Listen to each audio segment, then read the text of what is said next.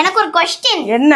இந்த வெள்ளையும் எப்படி பளபளன்னு இருக்கீங்க? நான் டெய்லியும் நலங்கு மாவு போடுவேன். நலங்கு மாவுனா என்ன? நலங்கு மாவு ரெடி பண்ண நல்லா காய வச்ச ஆரஞ்சு தோல், சருமம் வந்து நல்லா பளபளப்பா இருக்க ரோஜா இதழ்களும் ஆவாரம் பூவையும் நல்லா காய வச்சு எடுத்துக்கலாம். நல்ல மணமணக்க மகிழம் பூவும் நல்ல மாய்ஸ்சரா இருக்கிறதுக்கு செம்பருத்தி பூவும் காய வச்சு எடுத்துக்கலாம். எண்ணெய் பிஸ்க கண்ட்ரோல் பண்ணக்கூடிய சிறுபயிரும் கூடவே மைசூர் பருப்பும் கரும்புலிகளை போக்கக்கூடிய மஞ்சுட்டியும் உடலுக்கு குளிர்ச்சியான சந்தனமும் முகம் நல்லா பொலிவா இருக்கக்கூடிய கஸ்தூரி மஞ்சளும் கூடவே கொஞ்சமா பாதாம், கொண்டை கடலை, பார்லி, வெள்ளை உளுந்து, பிம்பிள்ஸ கம்மி பண்ணக்கூடிய பூலான் கிழங்கு, கருமையை போக்கக்கூடிய கார்போக அரிசி, அது மட்டும் இல்லாம அதிமதுரம், ஜாதிக்காய், வெந்தயம், பச்சரிசி, இனி வசம்பு, கோரைக்கிழங்கு, வெட்டி வேர் எல்லாத்தையும் வேல்ல காய வச்சு நல்லா பவுடர் பண்ணி எடுத்தீங்கன்னா நேச்சுரலான நலங்கு மாவு ரெடி மக்களே. இது தினமுமே குழந்தைங்கள்ல இருந்து பெரியவங்க வரைக்கும் காய்ச்சி குளிச்சு வந்தோம்னா ஸ்கின்ல எந்த பிரச்சனையும் இருக்காது, சர்மம் நல்லா பளபளப்பாவும் இருக்கும் மக்களே. அடேங்கப்பா, ஒரு நலங்கு மாவு பண்றதுக்கு இத்தனை பொருட்களா? இதோட பேரே புதுசு புதுசா இருக்கு. இதெல்லாம் நாங்க எங்க கண்டுபிடிச்சு எப்படி பண்றதுக்குன்னு புலம்பிட்டு இருக்கவங்களுக்காகவே நயா ஹெர்பல் பாத் பவுடர் ரெடி பண்ணி கொடுக்குறாங்க. இதே போலவே 25க்கும் மேற்பட்ட இன்கிரீடியன்ஸ் வச்சு இதை ரெடி பண்றாங்க. ஜென்ட்ஸ் அண்ட் லேடிஸ்க்கு தனித்தனியாவே மேக் பண்ணி கொடுக்குறாங்க. கான்டாக்ட் நம்பர் ஸ்கிரீன்ல கொடுக்குறேன். இந்த ப்ராடக்ட் உங்களுக்கும் வேணா லிங்க்னு கமெண்ட் பண்ணுங்க. லிங்க் நானே உங்களுக்கு ஷேர் பண்றேன் மக்களே.